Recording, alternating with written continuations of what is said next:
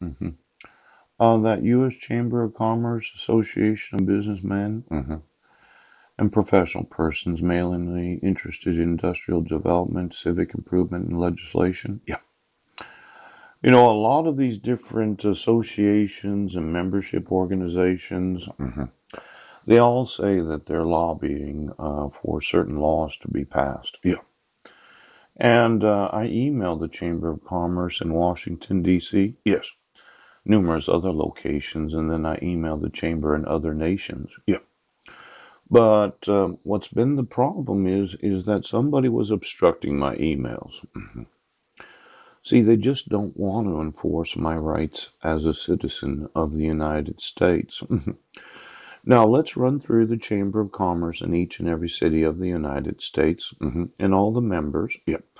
Because when you obstruct me from participating in the lawmaking, yes, I'm not able to introduce new legislation that requires the United States government to have to purchase my bricks.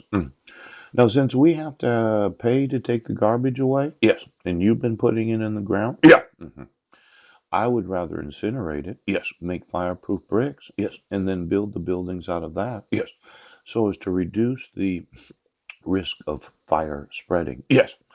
Now, these sprinkler systems are real. Yep.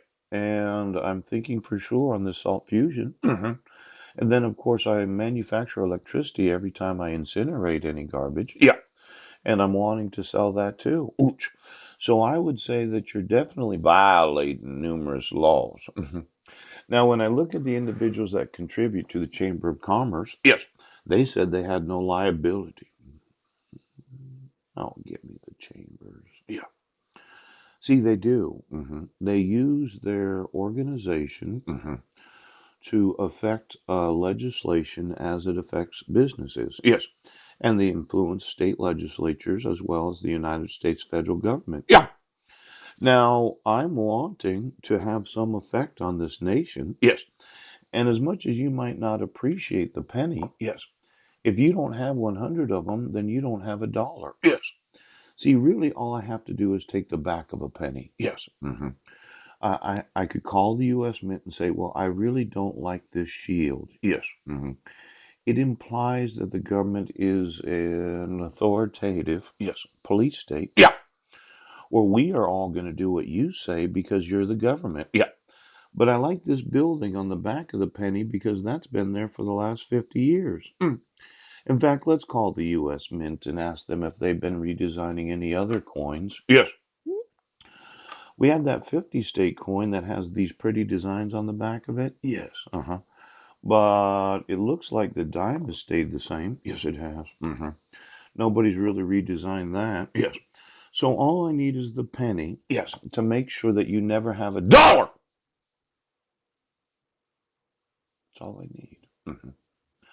I just need the penny.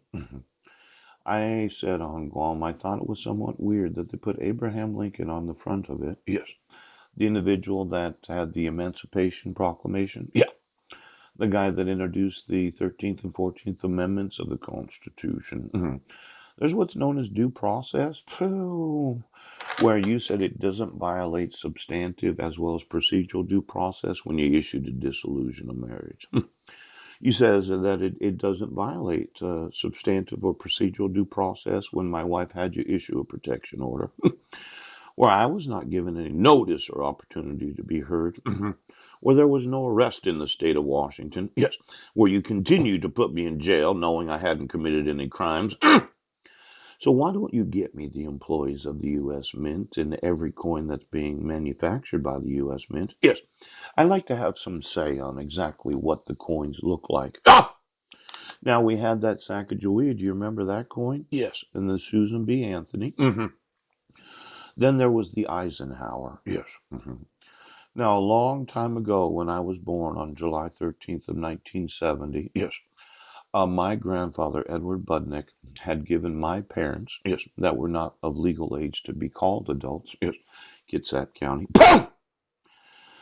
where they had filled out an application for a marriage license at 17 years old instead of 18 years old, yes, and had said they were adults when they weren't. Pooch. Now, you said it didn't affect me when growing up. Yeah. that both of my parents acted like they were adults, but they weren't. They were 17 years old. That's cool.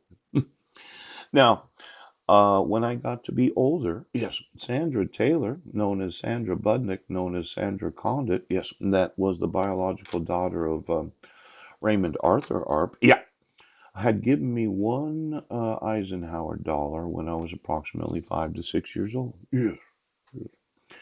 And then when I got back from Guam, I stayed at my grandmother's house from January 7th of 2012 until approximately March of 2012, before I moved to 1023 Kitchen Dick Road. Well, while in Auburn, I went to a pawn shop and I paid $1.40 for an Eisenhower dollar. Yes, he did.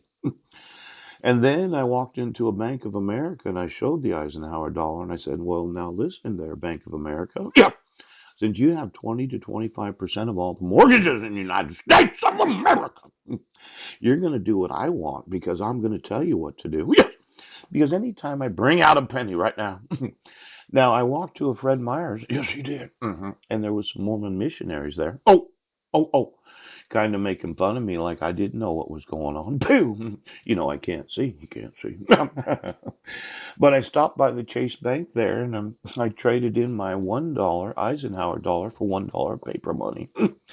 And there in the Fred Meyer's in Auburn, Washington, I told the teller at the bank there, I said, "I want you to keep this for Jamie Dimon." Yes, because I thought J.P. Morgan Chase had in some way thought that we were all going to be on each other. Yes, we were going to be virtualized. Yes, so that we could all read each other's thoughts and then know each other's memories. Yeah.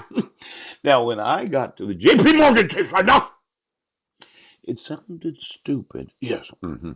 That I was going to tell Bank of America what to do. Yes. I was going to tell J.P. Morgan Chase what to do. Yes. That I, as a citizen of this great nation,